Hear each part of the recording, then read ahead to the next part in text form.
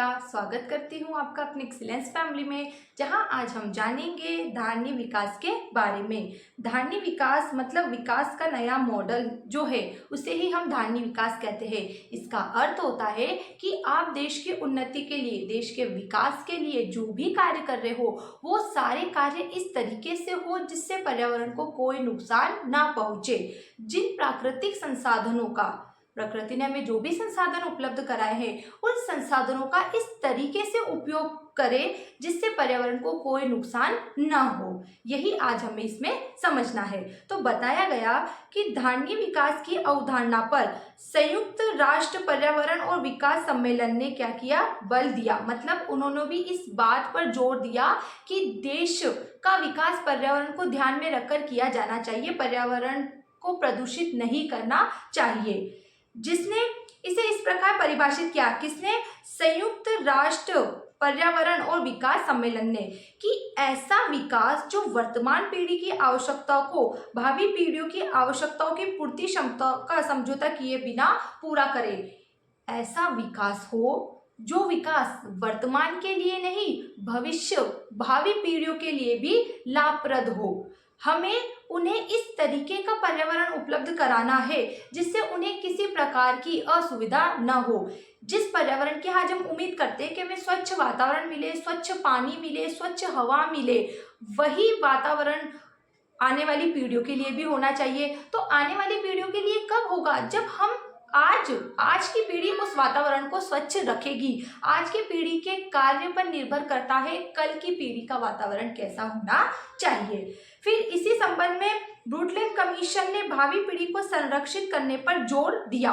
भावी पीढ़ी मतलब भविष्य की पीढ़ी की सुरक्षा पर जोर दिया। यह पर्यावरणविदों के उस तर्क के अनुकूल है जिसमें उन्होंने इस बात पर जोर दिया कि यह हमारा नैतिक दायित्व है कि हम भावी पीढ़ी को एक व्यवस्थित भूमंडल प्रदान करें, व्यवस्थित भूमंडल, स्वच्छ साफ पर्यावरण उपलब्ध कराए, साफ वातावरण उपलब्ध कराए। लेकिन आज ही इतना पर्यावरण प्रदूषित हो रहा है तो शायद हम उन्हें यही पर्यावरण उपलब्ध कराएंगे, ठीक है। और नहीं भी करा सकते हैं अगर प्रयास सही तरीके से किए गए।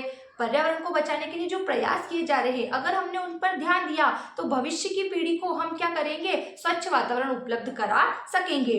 दूसरे शब्दों में वर्तमान पीढ़ी को आगामी पीढ़ी द्वारा एक बेहतर पर्यावरण उत्तराधिकार के रूप में सौंपा जाना चाहिए। उत्तराधिकार मतलब आज जैसे माता पिता की संपत्ति पुत्र या पुत्रियों को दी जाती है, उसी प्रकार से ये पर्यावरण के जो संसाधन है, ये संपत्तियां जो आज हमारे हाथ में है, ये हमें भावी पीढ़ी को, भविष्य की पीढ़ियों को इस तरीके से देनी है जिससे उनको किसी प्रकार का नुकसान ना हो और हमारे किए गए कार्य से उन्हें एक मैसेज मिले कि जिस तरीके से हमने प्राकृतिक संसाधनों का उपयोग किया उसी तरीके से वो भी प्राकृतिक संसाधनों का उपयोग करके पीढ़ी दर पीढ़ी इस काम को करते रहे, एक स्वच्छ वातावरण का निर्माण कर सके।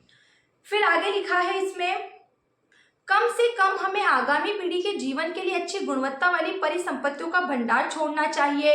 ऐसा नहीं कि आज की पूर्ति के लिए वनों को साफ कर दिया जाए, खेती करने के लिए वन साफ कर दिए जाए, ठीक है। ऐसा नहीं, अगर हम किसी उपयोग के लिए लकड़ी, किसी काम के लिए लकड़ी का उपयोग कर रहे हैं, वनों की कटाई कर रहे हैं, कृषि करने के लिए वनों को साफ कर रहे हैं, तो दूसरी ओर हमें वापस से वनों को बढ़ाने के प्रयास भी किए जाने चाहिए। वापस से एक पेड़ लगाना चाहिए, वापस से पेड़ पौधे पर ध्यान देना चाहिए, जो कि हमें उत्तराधिकार के रूप में प्राप्त हुआ। आज हमें जो कोई भी चीज मिली है वही चीज भविष्य की पीढ़ी को मिलेगी, और किस रूप में मिलेगी, जिस रूप में हम उन्हें देंगे।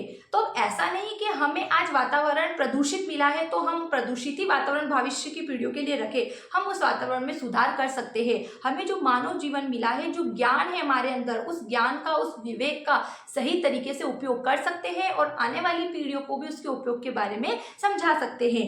वर्तमान पीढ़ी का दायित्व है कि ऐसे विकास का संवर्धन कर प्राकृतिक और निर्मित पर्यावरण का सामंजस्य स्थापित करें। वर्तमान पीढ़ी का दायित्व है कि पर्यावरण का इस तरीके से सुरक्षित रखे, इस तरीके से सामंजस्य रखे, ऐसा तालमेल बैठा के रखे संसाधन और पर्यावरण के बीच में।